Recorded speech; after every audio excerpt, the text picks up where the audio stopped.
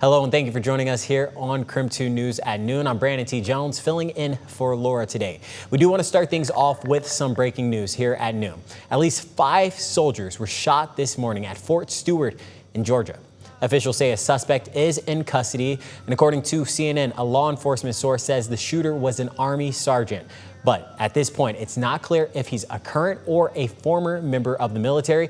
The incident happened in the 2nd Armored Brigade Combat Team area just before 11 a.m. local time in Georgia. The suspect was in custody a half hour later. Officials say the wounded soldiers were treated on site and then taken to an Army hospital. No information is being released about the conditions of those injured service members, and this is a breaking news story, so we'll continue to follow it on KREM 2 News at 4 o'clock and all day on KREM.com.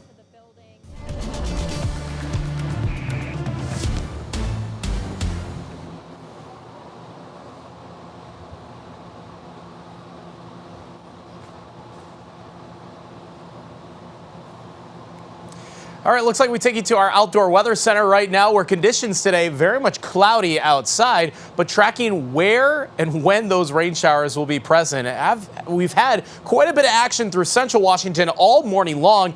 Still waiting for those first raindrops here in Spokane. There's just been no forward movement from that batch to our west. I mean, this is the last hour here, and it just doesn't seem to bother going any farther east from about Davenport. Still hopeful for at least a chance for scattered showers, but here's the thing. If it doesn't want to come through, it doesn't want to come through. There's also a bit to the north. Actually, this is very widespread. Where we are getting the rain, absolutely needed, absolutely very healthy rainfall. Where it rains for more than just 2 or 3 minutes at a time, this has been several hours now, especially for areas around Sandpoint to Chewelah and all northward from there. Colville, Kettle Falls getting that nice rainfall. And as I mentioned, Davenport has already gotten some rain today, and it feels like anywhere to the west has actually had quite a bit of rainfall. Looks like it's just now entering Ritzville.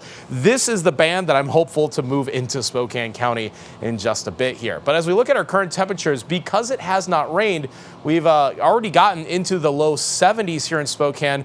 Might climb a couple more degrees. The cloud cover is going to prevent it from going too far away, and it actually just stays in the 60s to the north where it is raining. So quite a cool August day here. Just matters of how much rain we're going to get. But here's the thing. I think half the area has gotten rain, half the area has not, and it kind of stays that way for today. Same story tomorrow with a scattered thunderstorm chance. But here's the thing. Tomorrow's rainfall will be more intense, more energetic. So coming up, we'll show you where those thunderstorms are going to be most likely and the impact it'll have on our region. Your full forecast is coming up in about 12 to 15 minutes. All righty, Thomas, we'll check back in with you just a bit later in the show. And this afternoon, the count continues in the Spokane County primary elections. We do have new numbers in some of the key races we're tracking. So let's go ahead, take a look at some of the most recent numbers. First up, the Aquifer Protection Area.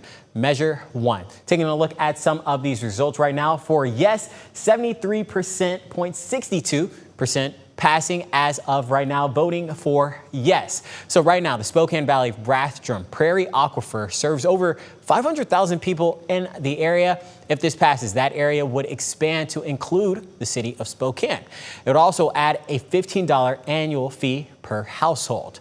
Next up, Proposition 1 out in Spokane Valley. This would increase the sales and use tax rate by 0.1%. It would mean more funding for public safety services. And taking a look at some of those results right now, you can see so far voters voting in favor of yes nearly at 60%. If this passes, it would add new police officers, help officer retention, and pay for public safety operations and maintenance. Next up, the race for Spokane City Council District 3, which is currently held by Zach Zappone. Early returns show Zappone is in the lead with about 51% of the vote. And the second is Christopher Savage with about 29% of the vote. If these margins hold, it appears these two will advance to the general election in November.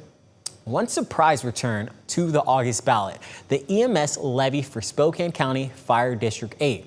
Despite passing during April's special election, a filing error forced them to resubmit for the August primary. Right now, the levy appears to be on track to pass with a little more than 61% voting in favor and 38% opposed. Now over to council positions in the Valley. Again, these are the current results right here. You've got Mike Kelly and Christopher Pockle. So far, Mike Kelly is in the lead with 45.32% of those initial returns here in the primary. And remember, this is just a primary, so top two move on. So it looks like these two individuals will both move on to the general election this November. And as for Spokane Valley Council position 7, taking a look at these results right here, you've got Brad Hahn and Laura Patton. So far, Laura Patton in favor right now with nearly 52% of those returns yesterday in the ballots. But it looks like they'll also be moving on to the November election as well, so you'll see them later this year in November. Now moving on to Fire District 13, Prop 1 would renew Newman Lake Fire District's EMS levy. If approved, it would cost 50 cents per $1,000 of assessed property value, costing the owner of a $400,000 property about $200 a year. And with 66% of the vote so far, the levy looks to be passing. And we'll continue to get updated numbers as more ballots are processed. We'll have the confirmed results in just about 2 weeks on August 19th. If you want more election results and coverage, go ahead, head on over to KREM 2 Plus or our website at krem.com. And the Coeur d'Alene City Council passed a resolution that will help families in North Idaho get child care. United Way of North Idaho says a lot of families are struggling because the cost of child care simply keeps rising and just general bills keep going up. To help, United Way has a child care scholarship program. It's for families who they refer to as least asset limited, income constrained, and employed. And before this resolution, the city gave them $35,000 to work with, and each family could only get $350 each month. Now a family can get money for multiple kids, and the monthly scholarship amount also went up. I feel that making these changes to the scope of services will help United Way to more effectively support those ALICE families. The City Council passed the resolution unanimously. The nonprofit says they are excited to have more money to help families in Coeur d'Alene. Well, new here at noon in the last hour, Mayor Lisa Brown signed an updated complete street ordinance into law. This will make changes to Spokane Municipal Code as well as add important references to the pedestrian master plan and bicycle priority network to better fit with state law. Just as the city is already known for being a great place for parks, for schools, for neighborhood business districts, we are becoming a city also known for a commitment to affordable housing and to safety and accessibility. Because when you've got those great parks and business districts, you want to be able to get there in a safe way. So the city says these new changes will put Spokane in a stronger position to compete for grant money.